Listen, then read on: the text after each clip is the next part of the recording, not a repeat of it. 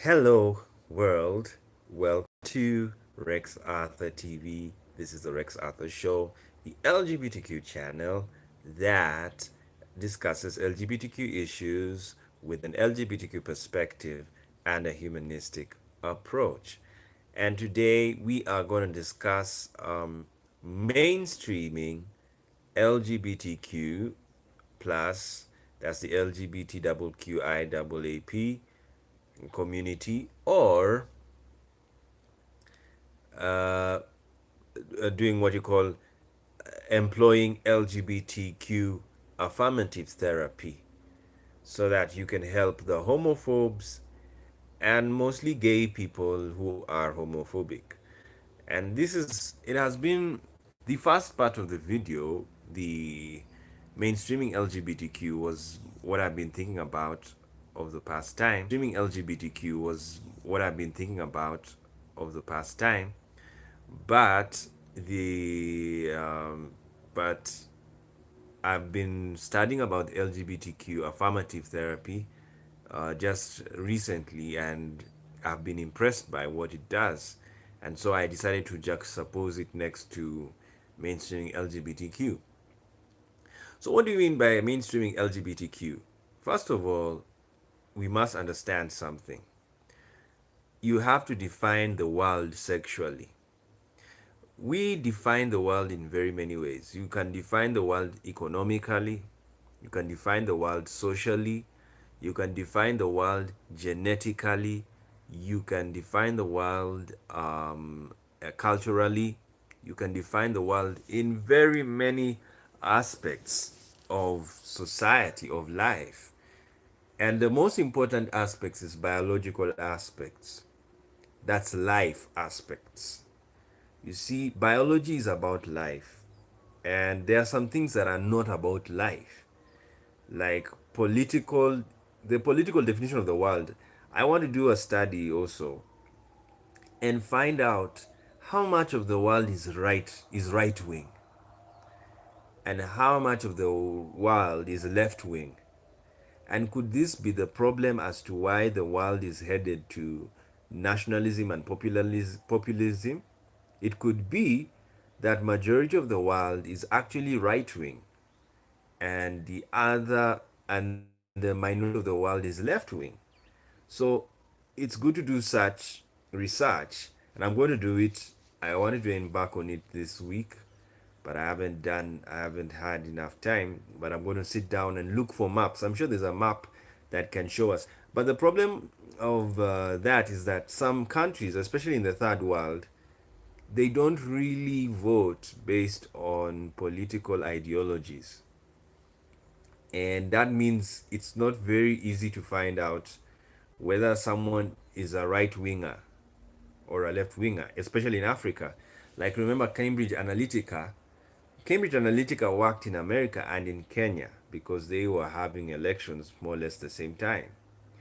Now, Cambridge Analytica was more effective in America than it was in Kenya because in Kenya, the people are not really swayed by ideological stances and notions. They support you based on other issues other than ideology. But in America, many people are ideological, and it's just a historic issue because American democracy is very old. It's older than most African democracies, where the African democracies have existed for. There's no African democracy that has existed for 100 years at all. And so, what does that mean? They are not yet ideologically based when it comes to politics. They will be when they near 100 years because they have to practice democracy. But for America, they have practiced democracy for over 100 years. So they are no longer voting based on, in the past in America, voting was based on, are you in my club? You know, are you a Baptist? Are you a Methodist? If you're a Methodist, then you won the election if there were very many Methodists in the state. But these days, there are more reasons why to vote for a person, and most of it is ideological because they have been. In Africa, is a different story because people would vote for you rather for who you are or where you come from. If you come from my tribe or my culture, I'll vote for you. You know, I will not really vote for you because of the ideas you have.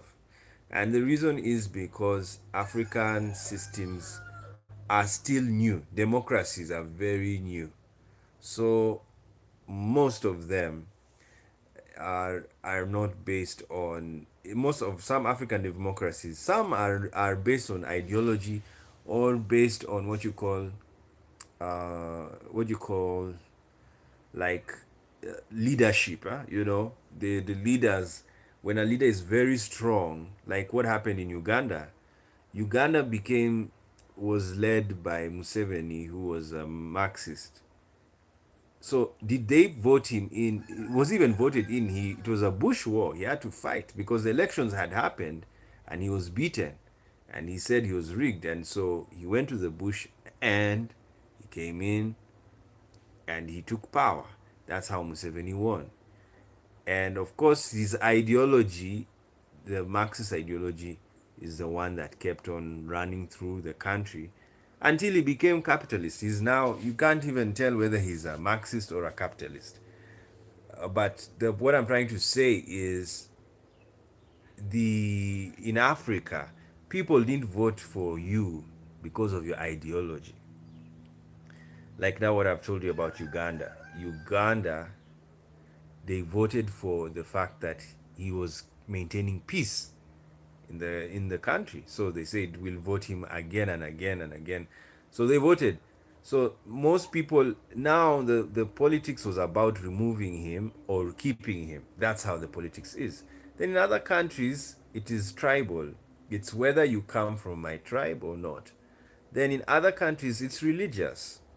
Like in Nigeria, it was war has taken place so many times because of the religious factor that they had to change the law. Imagine it's in Nigeria the law is you have to elect if it's a Christian president, then the vice president is a Muslim, and then the next election it will be a Muslim who will be president.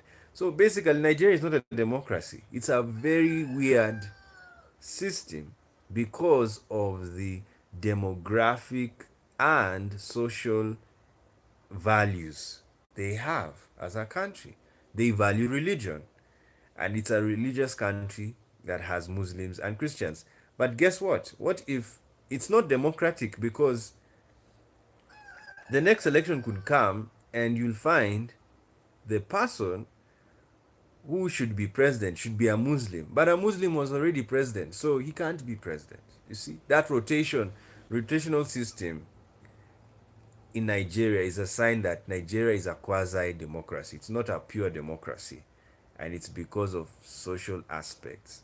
So, what am I trying to say? In all these many words, I know I can talk a lot. It is because of the.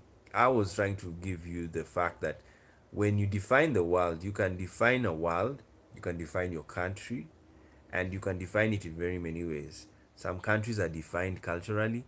I mean, you can define the world culturally, socially, and economically. But the most important definitions in the world is the biological definition. And that's what we are focusing on. We are focusing on the sexual definition of the world. What is the sexual definition? Define the world sexually. We already defined it in the other video. We call the world LGBTQIAAP. But why is it that it has been a problem until now that now the LGBT community is rising and is actually being mainstreamed? This is what the video is about. Mainstreaming, restoring the world back to the order where it was before, because the world was not dualistic. It has never been dualistic. What is dualism? Dualism is two sexes, man and a woman, full stop. Boy and girl, full stop. There is nothing in between.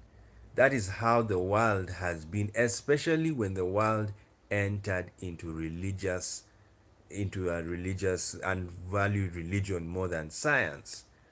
When you value religion more than science, you become dualistic.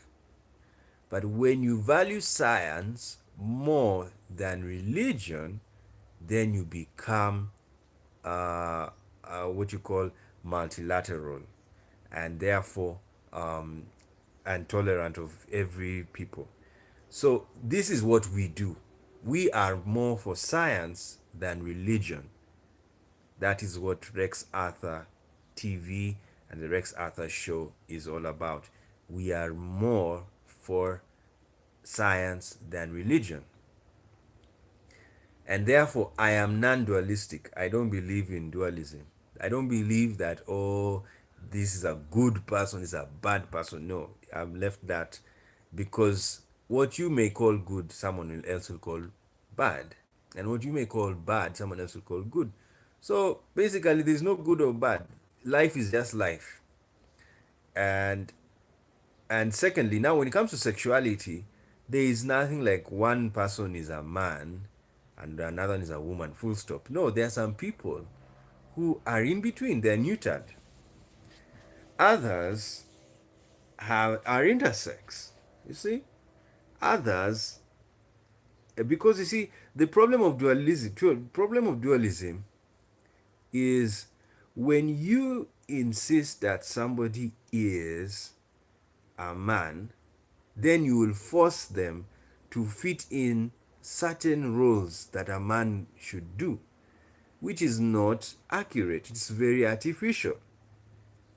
Nature is a man is a person who has a penis. That's nature. As long as you have a penis, you are a man. You see?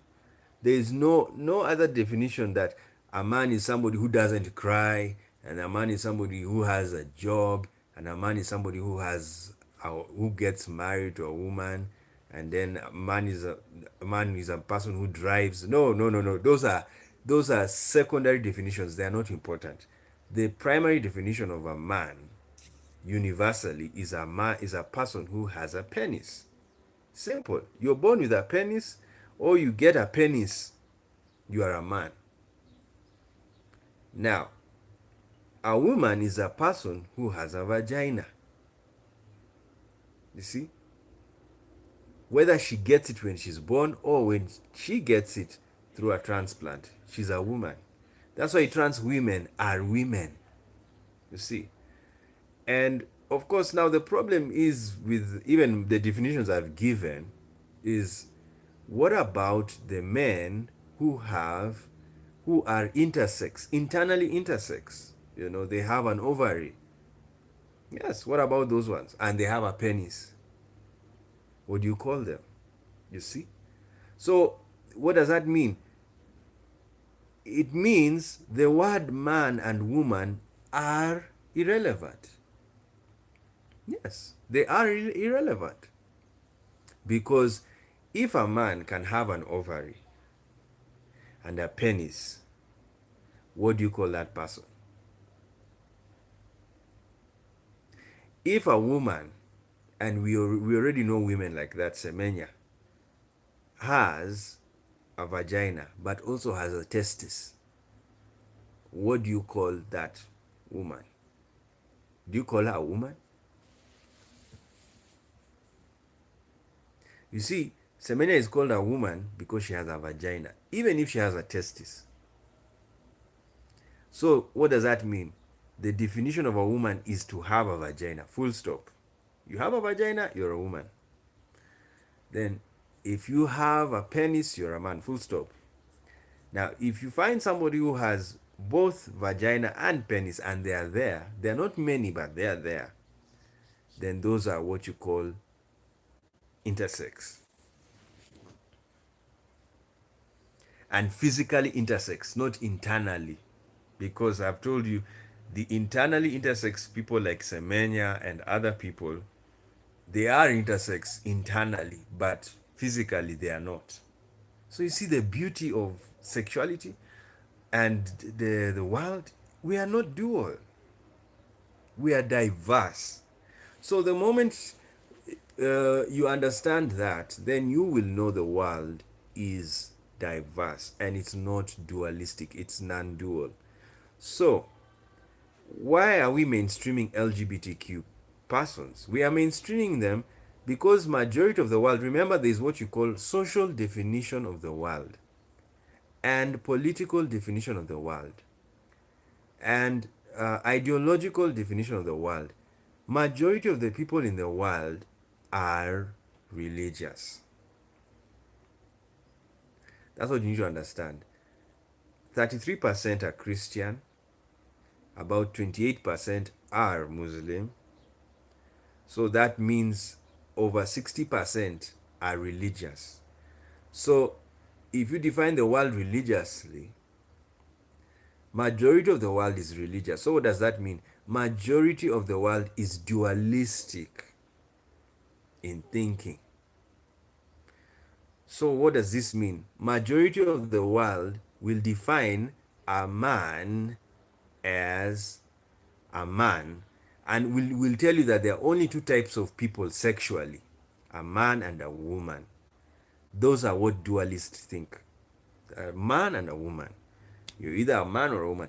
But a non-dualist does not tell you that the only sexual persons in the world are a man and a woman. They'll tell you LGBTQIAAP.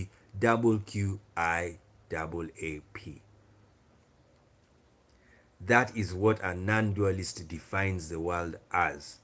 And that's who I am. And that's why I said in the other video, if you want to spell the world, if you want to define the world sexually, it is LGBTQIAAP. That is the world. And now the only job we're left to do is to bring in the homophobes, the straight, first of all, the straight people. There are straight people. Just because you're straight doesn't mean you're homophobic. That's one thing you need to understand. Even a gay person can be homophobic. So just because you are a straight person doesn't mean you are homophobic. What it just means is that most straight people tend to be homophobic, not because they want to, they don't know, they don't understand homosexuality. This is why I am a supporter of sex education in schools, especially early childhood, you know, in schools, so that children can understand they are children who are different from them. Because there's no point of training a child to be dualistic. You know, the mistake we made to children is we trained them to be dualistic. Then when they go to university, they become non-dualistic. Now they are fighting. I remember the other video I did about the psychological warfare that happens in the mind of an LGBT person.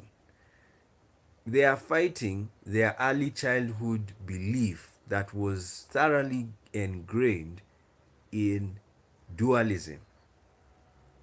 You know, you're used to seeing a father and a mother, and that daddy is a man, mommy is a woman, full stop. And then you're trained like that. Then when you go to university, you study non-dualism. And non-dualism tells you that actually there is more than a man. There is more in sexuality. There is more than men and women. There are some people who are intersex. There are some people who are bisexual. There are some people who are transgender. You see? So if a child was given that knowledge, you see the mistake people make, they think when you teach children those things, they become them. No. The beauty of sexuality is you can never act it out. That's why I said you can lie about anything else, but you can't lie about sexuality. You can't.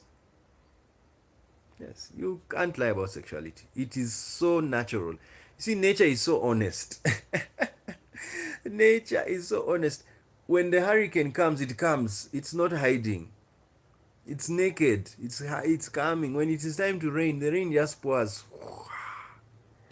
It's not hiding that I don't want to be seen that I'm raining. It will rain. That is nature. Nature is so honest. So it is the same even with sexuality. You, no matter how hard you teach a child that I want you to be gay or I want you to be a transgender, it will not happen. Why? It is a biological it's a biological disposition. You have to change their biology.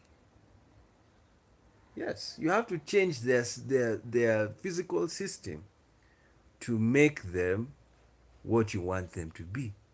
That's why conversion therapy is bollocks. It's useless because it it is just aiming at psychologically changing a person, but it doesn't change the person's physiology, and that's where the sex is found.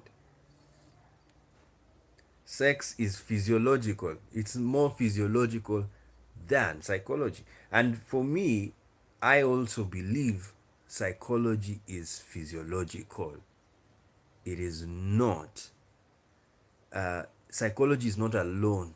It's not separate from physiology. It is the same in the sense that if someone shoots me or cuts my head or does what, my psyche won't be alive. I mean, I don't know whether I'm going to dream. Yes, I won't dream because I'll be dead. You see, dreamers are people or people who sleep. There's a difference between sleeping and dying. A dead person cannot wake up. Yes, a dead person cannot wake up. A sleeping person can wake up. You know when someone is sleeping and then you, hey, wake up, it's time to wake up. The moment the person wakes up, that person was sleeping. But if I go and say, hey, wake up, and the person doesn't wake up, he's unconscious, he's dead, he's lost consciousness. You see? So sleeping is not death. So sleeping is not death. And what does that mean? That it means psychology or your psyche is connected to your body. Because does it mean that you have to be psychologically dead fast for you to be dead physiologically? No. The physiology is connected to psychology. They are one. So that's why so-called gay conversion therapy is bollocks and it's distraction because these therapists, pseudo therapists, are not even therapists. They're just trying to change people. They are using.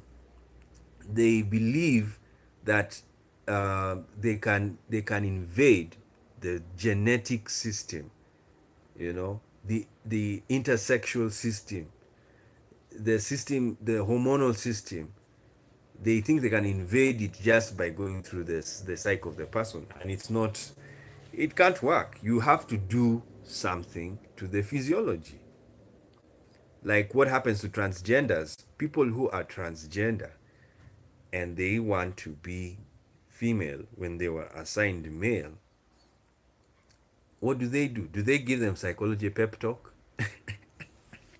and tell them, wow, okay, you want to be a lady? Now let's tell you, this is how you be a lady. You walk like this, you do this. No, they give them hormones because when you're given hormones, you will behave like a woman, even if you look like a man. Yes, you will behave like a woman. And as I was saying, the drugs we've taken and the foods we eat, they have that ability, some of them, but then it's not very strong. Reason? Because the strongest drug, and now I've become philosophical in this nice video, the strongest drug is genetics, is the genes. Why? Because the genes, what is DNA? It is deonucleic acid. Deoxynucleic acid. Sorry, I forgot. I paused and thought about it. I said I think I've made a mistake. It's deoxynucleic acid. What does that mean? It has chemicals. You see, this whole body of mine, it's just chemicals. They're drugs. Because what's a drug? A drug is a chemical substance. Yes. These are drugs, all this. Yes, DNA is a drug. It's a chemical substance. And it's a chemical substance that carries instructions and creates these things: nose, lips, and all of that. Now, hormones are also chemical substances.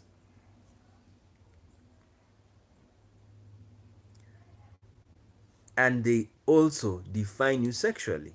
So when you are a transgender person and you go for to take hormonal therapy to make you what you who you want to be, like you're female, but you see you desire to be female. That's and desire again is physiological because it's psychological. Yes, desire is psychological. So what happens is it's psychological, but physiologically, your hormones are not really up to that desire. So what you do is you go and you get, what do you call it? You get the hormones to wake up to fit the psychological desire, which I've told you is still physiological. It's just that there's a war between the psyche, which is in the brain, and the hormonal makeup infrastructure. So there's just a war. All of them are still physiological. So you get the hormones, inject them, or you take them in, and then now the physiology is balanced because what makes you happy, being that state of happiness is also physiological because a dead person cannot even get happy. So what makes you happy, which is physiological, is now equal with the hormonal state. This is why transgenders commit suicide, is because the imbalance, there's a lot of imbalance they go through. They feel, I want to be a woman, but physically the person is a man. You see, the person is a man, and I've told you that being a man is chemical. DNA is chemicals, the hormones are chemical, and your desire to be a woman is also chemical because the psychology is based in the brain. If you want to destroy someone's psychology, do you know what you do? Just destroy their brain. Just destroy someone's brain. He will not even think. Yes, the brain. That's what you do. So what does that mean? Psychology is physiological. So desire, so if psychology is physiological, what does that mean? It means desire is physiological, emotions are physiological. All of these things, even when you cry, you cry and you shed tears. Shedding tears it's a physiological event, but it's also a psychological event, which is physiological. Because an emotion someone has hurt you, it has brought, and hurt can be defined neurologically on the brain. You can define hurt, you can see it. Happiness, dopamine, when the brain is very happy, you can see it on the screen. See how science has vanquished and conquered false beliefs. Yesterday I was talking to somebody and I had to put my Facebook account somewhere because I went through the usual banning by Facebook. And somebody was asking me, can you be a gay pastor? And I said, yes, you can be. And he told me, but the Bible says being gay is a sin. Before people knew science, sexual science, had they known it, they would not have written it. Doesn't mean he was more clever than you. If anything, you are more clever than him because you know more things today. People of the past not the same people as those ones of the past. That's why evolution is a very tempting theory to believe in and to accept, because evolutionally says the humans of the ancient days are not the same as the humans of today, and will not be the same of the humans in the year 4000. Do you know there's a year coming called